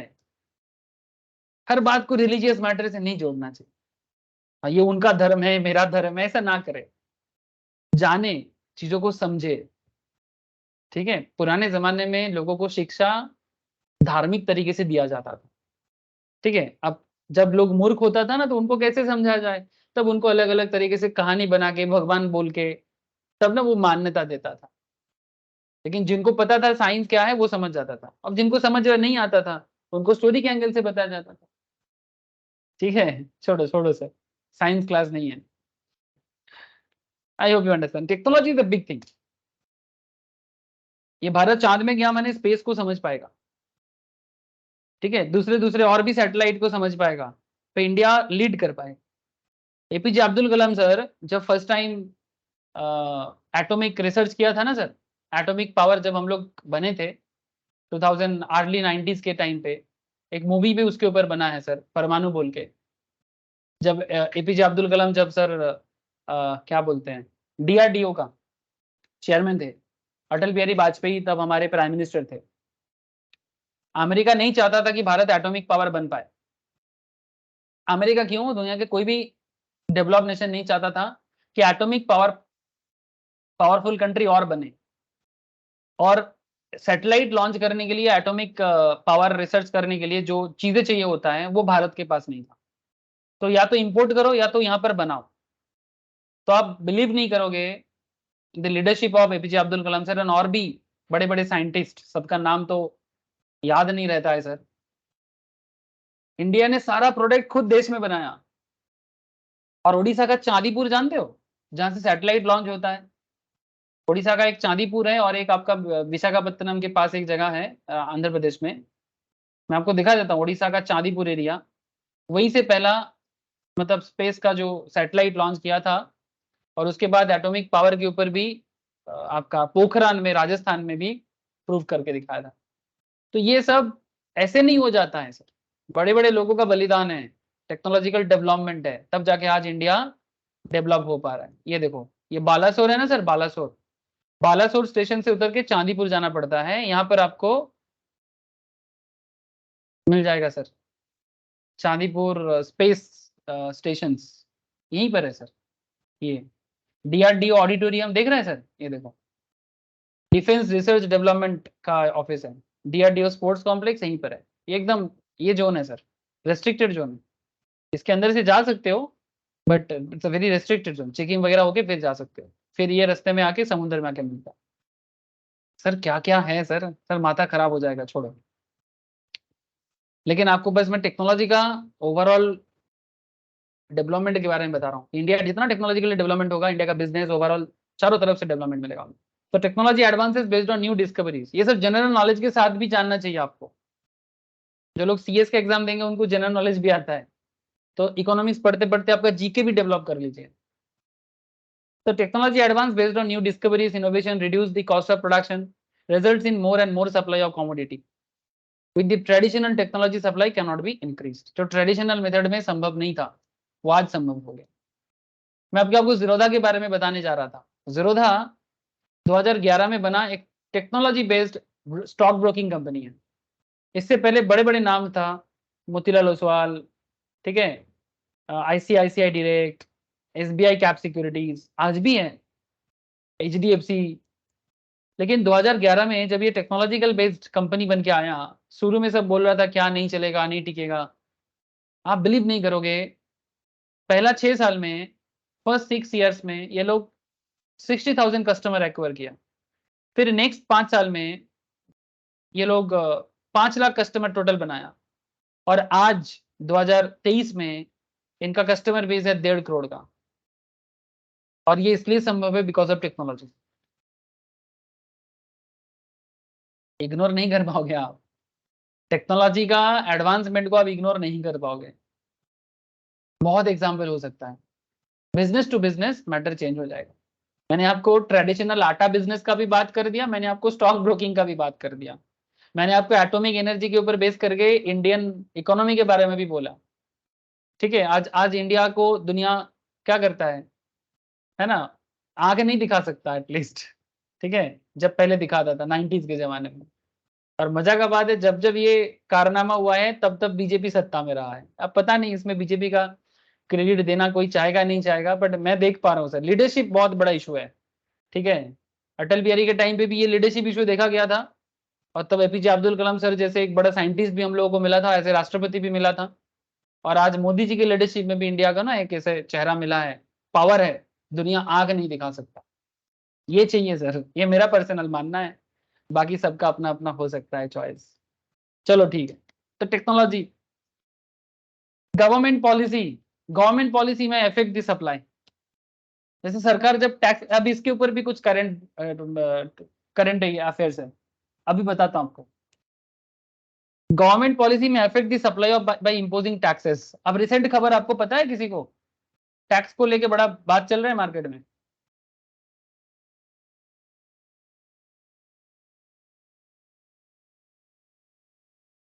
सर आप लोग कनेक्टेड हो, सुन रहे हो, मैं आपको हजारों चीज बता रहा हूं। हेलो, हाँ सर। देखो सर, ड्रीम 11 के बारे में तो आप लोग जानते होंगे, बेटिंग ऐप है sir, is the owner of dream 11। इनके ऊपर 40,000 करोड़ का जीएसटी इवेजन का नोटिस आया है, कि ड्रीम 11 40,000 करोड़ का जीएसटी इवेड किया है। ये जीएसटी डिपार्टमेंट ड्रीम 11 के अगेंस्ट में नोटिस जारी किया है। ठीक है, अब ऐसा क्यों कैसे हो गया, अब इसके बारे में ना, ये एक्चुअली रेट्रोस्पेक्टिव इफेक्ट में लगाया गया है। ठीक है, गवर्नमेंट ने रिसेंटली टैक्स लॉ में कुछ चेंजेस लाया, स्पेशली ये बेटिंग ऐप के ऊपर। ठीक है, कि अगर आप खेलने जाओगे, सपोज आप 100 रुपया लगाते हो ना, तो 28% जीएसटी देना पड़ेगा। तो ऐसा कुछ हिसाब किताब करके पूरा सिनारियो बदल दिया, और उसका बड़ा इफेक्ट गेमिंग कंपनीज के ऊपर बहुत जोर का पड़ा। एक ड्रीम 11 जैसे कंपनीज के ऊपर लगा। एक कंपनी है डेल्टा कॉर्पोरेशन बोल के, ये एक्चुअली कैसीनो कंपनी चलाता है।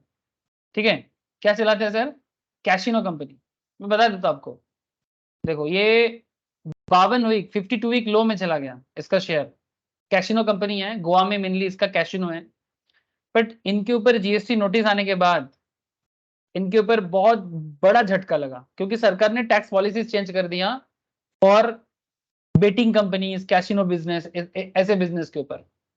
ठीक है, जो कैसीनो चलाते हैं, तो इनके ऊपर ना बहुत बुरा असर आया, इसलिए शेयर में भी बड़ा भयंकर हालत हुआ। डेल्टा कॉर्पोरेशन का शेयर का हालत देखोगे, रो पड़ोगे सर, मैंने इतना भयंकर तरीके से इसका शेयर गिरा था। ये देखो, जस्ट सरकार ने टैक्स पॉलिसी में चेंज किया, और ये 22 सितंबर का बात करूं, आज 27 तारीख है, देखो सर कहाँ गिरा। 176 का शेयर एकदम सीधा गिर के मुंह के बल गिरा, और 142 पे आके रुका, और गिर गिर गिर गिर गिर गिर गिर गिर गिर के 130 40 140 में आके रुका। सर क्या बता रहे हो, टैक्स पॉलिसी के कारण शेयर में गिरावट। अरे सर कहानी बहुत बड़ा है सर, खामोशाई कहानी बड़ा है, आपको समझना पड़ेगा। इकोनॉमिक्स सिर्फ रट्टा लगाने का चीज नहीं है। मैं बार बार बोलता हूं कि अगर पैसा कमाने का कोई सब्जेक्ट है तो वो इकोनॉमिक्स है। जो समझ गया उसका जिंदगी बन गया, जो नहीं समझना चाहा मुश्किल बढ़ गया। चलो सर आगे बढ़ो। सर समझ में आया, द गवर्नमेंट पॉलिसी में affect the supply bye imposing taxes and providing subsidy. If government policies are favorable, decrease in taxes and increase in subsidy, then supply will increase. अब ड्रीम 11 जैसे company का supply क्या हो जाएगा, कम हो जाएगा। Sir ये तो खराब बात है। नहीं सर, इसमें ना कुछ सोशल मैटर है। ये जो ड्रीम 11 जैसा कंपनी ना, क्योंकि बेटिंग है ना, बेटिंग कोई अच्छा चीज तो नहीं है। अब ना भारत का बच्चा बच्चा बेटिंग खेल रहा है। अब गवर्नमेंट इनको बंद भी नहीं करना चाहता, क्योंकि गवर्नमेंट को यहाँ से टैक्स रेवेन्यू मिलता है। दूसरे साइड में काफी सारे हाई कोर्ट में ना पब्लिक इंटरेस्ट में लिटिगेशन फाइल हुआ है। पब्लिक इंटरेस्ट में लिटिगेशन फाइल हुआ है कि बच्चा बिगड़ रहा है, बच्चा को बचपन से जुआ का नशा लग जा रहा है। तो तमिलनाडु में, आंध्र प्रदेश में, कर्नाटका में, दिल्ली में, धोनी के अगेंस्ट में, सचिन के अगेंस्ट में, विराट कोहली के अगेंस्ट में, बड़े बड़े क्रिकेटर जो भी गेमिंग ऐप प्रमोट करता है उनके अगेंस्ट में केस फाइल किया गया है कि ये लोग ऐसे बेटिंग ऐप को कैसे प्रमोट कर सकता है। तो गवर्नमेंट इसके ऊपर रोक लगाना चाहता है, लेकिन कंप्लीटली बंद नहीं कर सकता। गवर्नमेंट का भी हाथ पैर थोड़ा बंधा हुआ है। अब सुप्रीम कोर्ट अगर बोलेगा कभी तो फिर बंद कर सकता है, लेकिन सुप्रीम कोर्ट में ये बोलना पड़ेगा कि ये इलीगल है। अब इलीगल तो नहीं है, लेकिन जुआ तो है। लोगों को नशा करता है, लोग पैसा लगा के करता है, तो मुश्किल बढ़ रहा है। तो social matter as well as economic factor दोनों को बैलेंस करना है। तो सरकार भी दुविधा में पड़ गया है कि सोशल मैटर देखे कि पैसा को देखे, इकोनॉमी को देखे, क्योंकि इंडिया ये भी चैलेंज रख रहा है कि अगला कुछ सालों में 5 ट्रिलियन इकोनॉमी बनने वाला है। अब अगर इंडिया को 5 ट्रिलियन इकोनॉमी बनना है तो ऐसे कंपनीज को प्रमोट करना पड़ेगा, लेकिन सोशल मैटर को खराब करके नहीं। हजारों इश्यूज आ रहा है सर। तो गवर्नमेंट ने रिसेंटली ऐसा डिसीजन लिया, जीएसटी काउंसिल ने, उसका असर पड़ रहा है। ये रिसेंट बातें हैं सर, ये स्टॉक मार्केट क्लास में भी काफी डिस्कस हुआ है रिसेंट। तो गवर्नमेंट पॉलिसी इफेक्ट करता है सप्लाई को। तो फेवरेबल पॉलिसी है कि अनफेवरेबल पॉलिसी है, इसके ऊपर डिपेंड करता है कि मार्केट में सप्लाई बढ़ेगा कि गिरेगा। फ्यूचर एक्सपेक्टेशन अबाउट प्राइस, किसी भी प्रोडक्ट का फ्यूचर में दाम बढ़ेगा कि गिरेगा, इस पे भी काफी सारा मैटर डिपेंड करता है। If there is a future expectation that rise in price, then supplier will not increase the supply. अगर ये एक्सपेक्टेशन लगा जाए कि दाम फ्यूचर में बढ़ने वाला है, तो सप्लाई अभी नहीं बढ़ेगा, मैंने अभी बढ़ जाएगा, इंक्रीज इन सप्लाई, क्योंकि फ्यूचर में दाम बढ़ेगा तो अभी सप्लाई बढ़ेगा। सॉरी, मैं गलत बोला ना। If there is a future expectation about rise in price, then supplier will not increase the supply at present. वो अभी सप्लाई को इंक्रीज नहीं करेगा। जैसे गोल्ड के दाम पे ऐसा होता है, जो लोग गोल्ड का बिजनेस करते, क्या बोलते हो, गोल्ड के दाम पे बड़ा कमा होता रहता है ना। गोल्ड डीलर क्या करता है सर,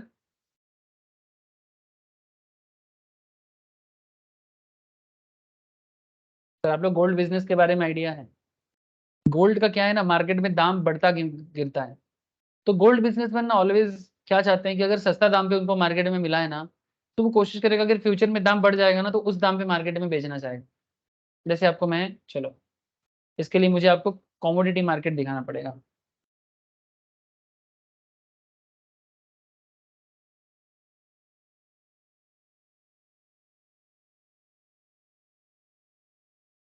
इंडिया के हर बड़े शहर है जिसका गोल्ड रेट चलता है। तो अभी कोलकाता हमारा है, तो मैं कोलकाता दिखा रहा हूँ आपको। लास्ट 1 साल का हिसाब देखो, सबको दिख रहा है।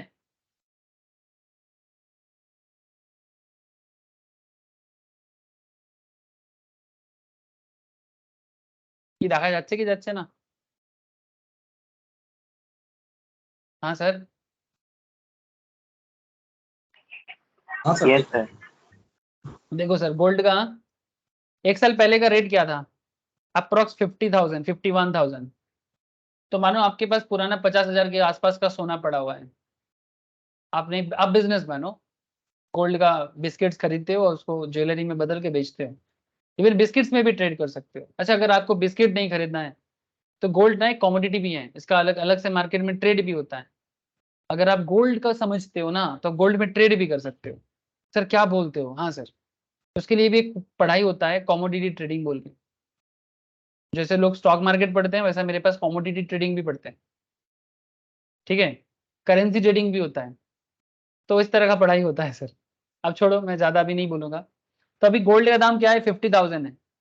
तो 50,000 का गोल्ड है, 51,000 में अगर किसी दुकानदार ने परचेस किया मार्केट रेट में, और फिर बाद में जब दाम बढ़ गया, ठीक है, तो 54 में अब देखो, जब आप एज ए कस्टमर, जब मार्केट में दुकानदार जाते हैं, कस्टमर जाते हैं, तो गोल्ड का जो ज्वेलर है वो आपको सस्ता रेट में देता है कि मार्केट रेट में देता है? हाँ सर, गोल्ड ज्वेलर कस्टमर को गोल्ड अपने खरीदे हुए दाम के ऊपर प्रॉफिट लगा के देता है कि मार्केट रेट के बेसिस में देता है? हाँ, ज्वेलरी का अलग से जो मेकिंग कॉस्ट होता है वो अलग बात है। ज्वेलरी का मेकिंग कॉस्ट तो होता है ना सर, वो अलग बात है, वो तो कॉस्ट लेगा। बट गोल्ड के प्राइस के बारे में बात कर रहा हूँ। मानो दुकानदार ने 55,000 में लिया था, उसको 5,000 का कॉस्ट लगा के वो 60,000 में बेचना चाह रहा था, लेकिन मार्केट में तब गोल्ड का ही दाम पड़ गया 60,000, तो दुकानदार आपसे 55,000 गोल्ड का दाम लेगा कि सर मार्केट रेट में लेगा ना? वही मैं बोल रहा हूँ सर। तो अगर गोल्ड ज्वेलर को पता लग जाए कि फ्यूचर में गोल्ड का दाम बढ़ने वाला है, तो वो क्या करेगा? फ्यूचर में बेचेगा, अभी थोड़ा कम बेचेगा, माने से फॉर एग्जाम्पल, क्योंकि और गोल्ड ना बहुत वोलेटाइल एक प्रोडक्ट है। मार्केट, इंटरनेशनल मार्केट में इसका जो आमदनी होता है ना, उसके ऊपर डिपेंड करता है कि गोल्ड का प्राइस का क्या होगा। ठीक है, it's a very interesting concept. कभी कमोडिटी पढ़ाई करोगे तो पता लगेगा और ज्यादा। ठीक है, इसके ऊपर स्टॉक मार्केट है, MCX बोल के कॉन्सेप्ट है, मल्टी कमोडिटी एक्सचेंज। सर जरूरी है सब चीज दिखाना? सर मेरा तो मानना है कि सब चीज जानना चाहिए, नहीं तो पढ़ाई का मतलब ही बेकार होता है। ये देखिए, मेरे हिसाब से पढ़ाई ना पढ़ाई नहीं है, पढ़ाई रियल लाइफ है। अब कोई अगर बोलेगा पढ़ाई पढ़ाई है तो मैं कुछ नहीं बोल सकता। ये देखो, क्या चाहिए हमें? गोल्ड चाहिए, चलो ट्रेड कर सकते हैं। अच्छा, घर पे फिजिकल गोल्ड नहीं लाना है, आप वैल्यू पे ट्रेड कर सकते हो, आप वैल्यू पे ट्रेड कर सकते हो। ये है इस पर्टिकुलर कॉन्सेप्ट के ऊपर बेस होता है कि आपके पास बस गोल्ड के वैल्यू पे आपको ट्रेड करना है। ये देखो, ये इंडेक्स है गोल्ड का, ये मेटल है, गोल्ड का कहाँ है? ये रहा 57,822, ये गोल्ड का इंडेक्स चल रहा है। आप बाई सेल करके सस्ता दाम पे खरीदो, महंगा में बेचो। ठीक है, शॉर्टिंग भी होता है, दाम कम होने पे भी आप मार्केट से कमा सकते हो। Gold, silver, crude oil, natural gas, lead, cotton candy, zinc, copper, सबके ऊपर होता है। सर क्या क्या है? अरे सर मेरा भी माथा खराब हो जाएगा, छोड़ दो। ये सब आपको ओरिजिनल में खरीद के घर पे नहीं लाना है, वैल्यू इन्वेस्ट करो, मार्केट सिचुएशंस को समझो, इकोनॉमी को समझो, फिर सेल बाई करो। ऐसा होता है इसका। इवन मार्केट में बड़े बड़े कंपनीज हैं, ICICI, मोतीलाल, HDFC, बड़े बड़े जीरोधा वगैरह भी हैं, इनके थ्रू से भी ये ट्रेड चलता है। बड़े बड़े लोगों के पास पैसा है ना, वो पैसा डालता है इसमें। तो आप लोग ऐसे काम भी कर सकते हो, फ्यूचर में करियर भी बना सकते हो। मैंने आप नहीं तो कोई और करेगा, लेकिन करियर बहुत है, बस जानना है कि करना क्या है। बहुत सारे लोग ऐसे फालतू में भटकता रहता है, भटके हुए को दिशा दिखा दो सर। ये काम कम नहीं है, सीखना पड़ेगा, जेन्युइन चीज बता रहा हूँ। अच्छा, गवर्नमेंट पॉलिसी हो गया, फ्यूचर एक्सपेक्टेशन अबाउट प्राइस हो गया, तो जब तब मैंने जिस टाइम पे दाम बढ़ेगा उस टाइम पे बेचेंगे, क्योंकि सप्लायर वही चाहता है। If there is a future expectation about fall in price, तो supplier will increase is supply, कम कर देगा। अदर फैक्टर, बहुत सारा फैक्टर हो सकता है। The supply of A product also depends upon natural factors, government, industrial, foreign policy, है ना, इंफ्रास्ट्रक्चर फैसिलिटी। अब रिसेंटली जैसे फॉरेन पॉलिसी में रिसेंटली कुछ चेंजेस आया है। फॉरेन पॉलिसी में क्या हुआ है ना, मार्केट में इंटरनेशनल मार्केट में ना इंटरेस्ट रेट के ऊपर कुछ प्रॉब्लम हुआ है, स्पेशली अमेरिकन मार्केट में, तो उसका इफेक्ट रिसेंट स्टॉक मार्केट में भी पड़ा है।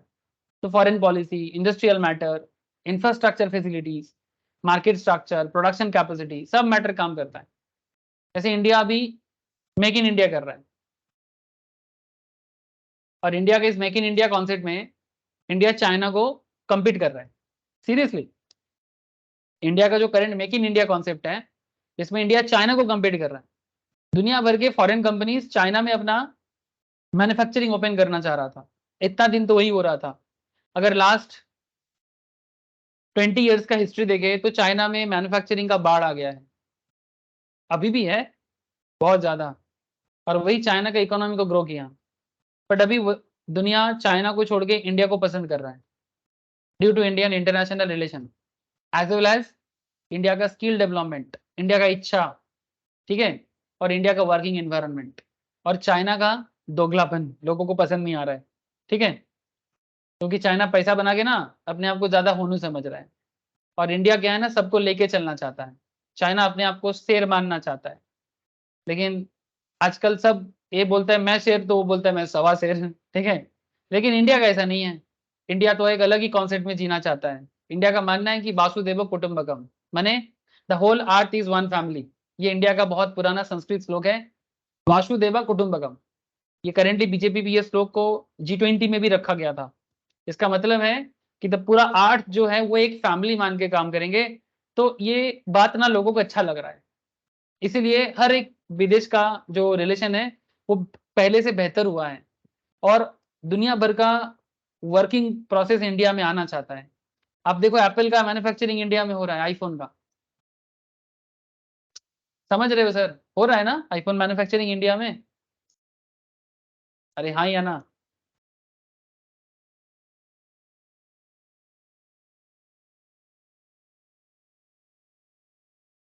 हो रहा है सर। हो रहा है ना? तो ये सब फॉरेन पॉलिसी के कारण हो रहा है, नहीं तो चाइना छोड़ के इंडिया क्यों आएगा? चाइना में अभी भी स्किल्ड लेबर हमारे यहाँ से बेहतर है, लेकिन फिर भी वो लोग आ रहे हैं। क्योंकि चाइना का ज्यादा चर्बी हो गया है और इंडिया रिलेशन अच्छा कर रहा है, तो इसीलिए फॉरेन कंपनी ये भी चाह रहा है कि इंडिया को हब बनाया जाए, और इंडिया के लिए एक बहुत बड़ी बात है सर। इंडिया जैसे एक middle class, lower middle class economy के लिए बहुत बड़ी बात है। चलो, आई होप यू अंडरस्टैंड कि सप्लाई कैसे बढ़ सकता है। मैं आपको सिर्फ पढ़ाया नहीं सर, मैं आपको रियलिटी भी चेक कराने का कोशिश किया। और भी बोला जा सकता है पर कितना बोलूं। चलो, तो ये मैंने आपको क्या बताया, डिटर्मिनेंट्स ऑफ सप्लाई, कि क्या क्या फैक्टर है जो सप्लाई को अफेक्ट करता है। और आप रियलिटी में देखें, गवर्नमेंट के एंगल से, कंपनी के एंगल से, हर एंगल से आपने देखा कि क्या क्या फैक्टर सप्लाई को अफेक्ट कर सकता है। तो जो इस फैक्टर को समझ गए ना दिल से और दिमाग से, वो एज ए बिजनेसमैन भी काफी आगे रहेगा। Now law of supply, what is law of supply? You already know, other things being equal, when price increases then supply for a commodity increases, and when price decreases then supply for a commodity decreases. The supply has positive relation with price, इसीलिए कहते हैं supply equals to function of other factor. माने वही, जैसे supply का main factor क्या है, functions of P, P R, और क्या sir, P F, Y, T, G, E, O, है ना? तो जब सिर्फ प्राइस के बेसिस में कर रहे हैं तो बाकी चीजों को कांस्टेंट कर देंगे, माने रिलेटेड गुड्स के दाम को कांस्टेंट कर देंगे, फैक्टर प्रोडक्शन को कांस्टेंट कर देंगे, चेंज इन टेक्नोलॉजी को कांस्टेंट कर देंगे, गवर्नमेंट पॉलिसी को कांस्टेंट कर देंगे, फ्यूचर एक्सपेक्टेशन को कांस्टेंट कर देंगे, प्राइस को, अदर फैक्टर को भी कांस्टेंट कर देंगे। सर क्यों कांस्टेंट करना है? क्योंकि जब हम लोग किसी पर्टिकुलर कॉन्सेप्ट में पहुंचना चाहते हैं ना, थ्योरेम है इसको, ये थ्योरेम है एक तरह का, जब एक मुद्दे को प्रूव करना होता है तो कुछ बातों को कांस्टेंट करके ही चलना पड़ता है। इसके बारे में एक बहुत अच्छा एग्जांपल डिमांड पे दिया था कि सर, से फॉर एग्जांपल, चलो क्या बताया जाए,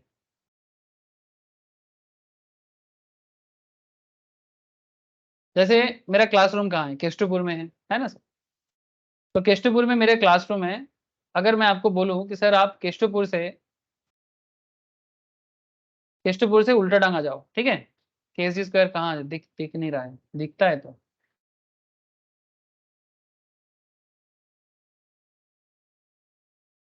ये रहा। अगर मैं आपको बोलूं कि सर आप यहाँ से उल्टा डांगा जाओ, तो आप कैसे जाओगे सर? कोई मुझे प्लीज जवाब दो। ये बात मैं डिमांड में भी कहा था कि केष्टपुर से अगर किसी को उल्टा डांगा जाना है तो वो कैसे जा सकता है? बोलो ना, टाइम क्यों ले रहे हो इतना? बस से। है ना? लेकिन सर आप यहाँ पर ऑटो भी बोल सकते थे, आप कैब भी ले सकते थे, आप बाई वॉकिंग भी जा सकते थे, आप टोटो कर सकते थे, बाकी चीजों को क्या कर दिया सर?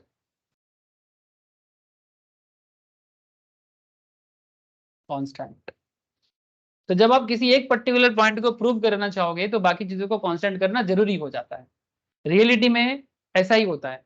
जब आपको जिंदगी में कोई डिसीजन लेना होता है ना, तब आपको एक डिसीजन लेने के लिए बाकी डिसीजन को कांस्टेंट रखना पड़ता है, हाँ या ना। अगर आपको सीए बनना है या सीएमए बनना है, सीएस बनना है, तो बाकी चीजों को कांस्टेंट करना है। जैसे आपका बहुत सारा शौक है, ठीक है, मानो आप स्पोर्ट्स भी पसंद करते हो, आपको ड्राइविंग अच्छा लगता है, बाइकिंग करना अच्छा लगता है, ठीक है, घूमना पसंद है, बहुत कुछ पसंद करते हो आप।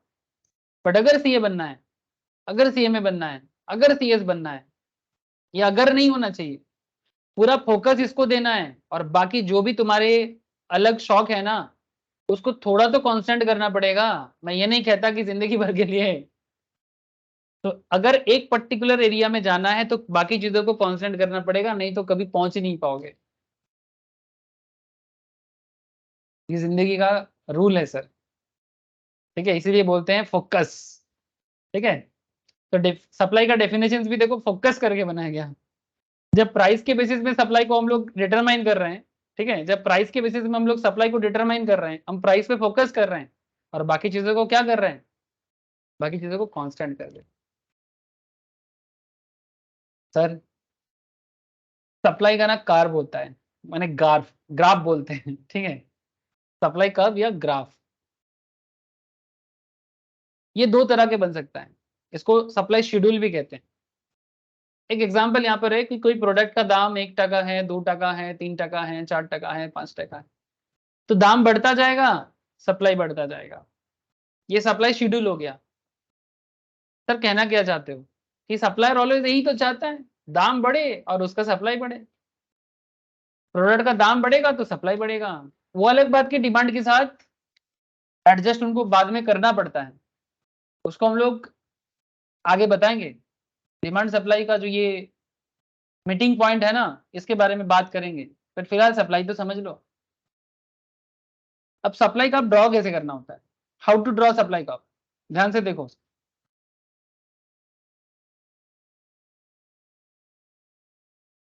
जब प्रोडक्ट ओरिजिन में है, अब एक साइड में प्राइस दो, दूसरे साइड में क्वांटिटी दे दो। जब प्रोडक्ट का प्राइस 1 2 3 4 5, अच्छा ये 1000 में ले सकते हो, मैंने रुपीज इन 1000 बोल के मैं ब्रैकेट में दे रहा हूँ। 1 टका 2 टका अच्छा नहीं लगेगा, 1000 टका में अच्छा लगेगा। प्रोडक्ट प्राइस 1000 टका से 2000 टका होगा, 3000 होगा, 4000 होगा, 5000 होगा। सप्लायर जितना दाम महंगा होगा उतना ज्यादा सप्लाई करना पसंद करेगा, क्योंकि बेच के ज्यादा पैसा आएगा। So when product price is 1, supply is hardly 10 quantity. दाम थोड़ा और ज्यादा मिलेगा मार्केट से, सप्लाई बढ़ के 20 हो जाएगा। तब दाम थोड़ा और बढ़ जाएगा, सप्लाई थोड़ा और ज्यादा करेगा, माने मार्केट में और ज्यादा लोग आएगा क्योंकि इसमें ज्यादा पैसा है। दाम और बढ़ेगा, सप्लाई और बढ़ेगा, दाम और बढ़ेगा, सप्लाई और बढ़ेगा। जो पॉइंट आया इसको जस्ट कनेक्ट करो। ये होता है अपवर्ड राइजिंग। क्या हुआ सर, अपवर्ड राइजिंग।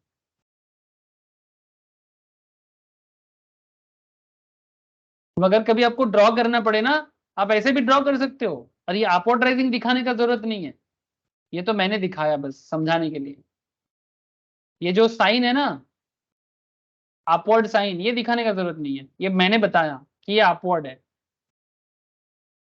और ऐसा क्यों है, ये आप ये भी दिखाओगे तो चलेगा, कोई इशू नहीं है, ये सिस्टम भी चल सकता है, नो इशू।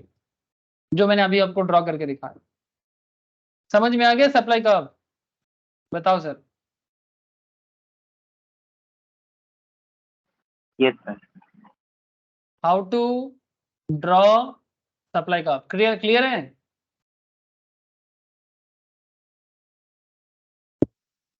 हाँ सर, बाकी लोग भी बता दो सर थोड़ा। सुमित, तीशा, अरशद, बोलो। हाँ सर। ठीक है,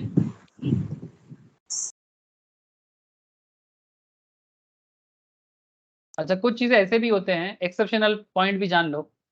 law of supply not applicable to agricultural products. Agricultural product पे law of supply properly applicable नहीं होता, क्योंकि स्पेशली इनका मतलब क्योंकि डेली नीड्स का प्रोडक्ट है, ज्यादा दाम हो जाएगा तो लोग खरीद नहीं पाएगा, है ना, उल्टा असर पड़ता है। Social distinction goods, perishable goods like milk, curd, है ना, in the case of supply का will be negative slope and elasticity of supply will be less than 0। याद रखना, जो डेली नेसेसिटी है, सब्जी वगैरह, ठीक है, दूध, दही, ठीक है, ऐसे चीजों पे सप्लाई का नेगेटिव स्लोप होता है, अपवर्ड स्लोप नहीं होता। यानी दाम बढ़ने से सप्लाई बढ़ेगा नहीं, घट जाएगा।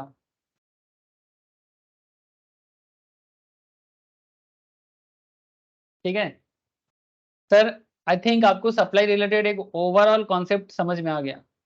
नेक्स्ट क्लास में मैं आपको ना जैसे डिमांड में समझाया था वैसे सप्लाई में भी समझना पड़ेगा कि सप्लाई कब ना शिफ्ट भी करता है, तो कब सप्लाई शिफ्ट करता है और इलास्टिसिटी ऑफ सप्लाई क्या होता है। जैसे डिमांड इलास्टिक होता है वैसे सप्लाई भी इलास्टिक होता है, और उससे रिलेटेड क्वेश्चन भी होता है, फॉर्मूला भी है और उसका कैलकुलेशंस भी है।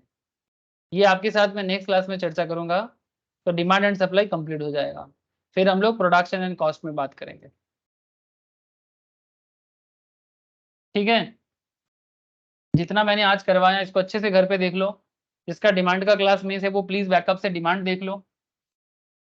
ठीक है, कोई डाउट है पूछो, और ऑफलाइन में जरूर आओ, मिस ना करो, क्योंकि ऑफलाइन में मैं बहुत सारा चीज डिस्कस करता हूँ। जिनका स्पेशली छूटा हुआ है उनके लिए तो और ज्यादा डिस्कस करता हूँ। ठीक है, तो डोंट मिस दैट। ठीक है sir, Thank you, sir. Thank you thank you sir, bye sir, Good night, sir. Good night sir.